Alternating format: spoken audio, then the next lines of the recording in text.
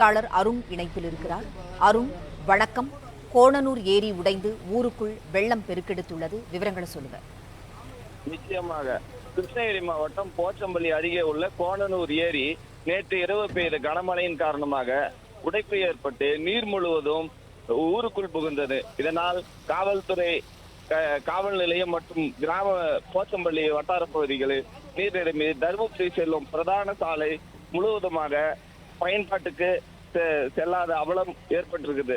இதனால் அவ்வழியாக செல்லும் பேருந்து மாற்று வழியில் ஏற்பாடு செய்யப்பட்டிருக்கிறது. இது மட்டுமின்றி அந்த ஏரி உடைந்ததால் அடுத்து உள்ள மலையாண்டலி, சின்னேரி மற்றும் பெரியேரி, ஊத்தங்கரை வரை செல்லக்கூடிய வாய்ப்பு, அபாயமான எச்சரிக்கை இங்கு உண்டாகியுள்ளது. நன்றி அருண், தகவல்களுக்கு நன்றி.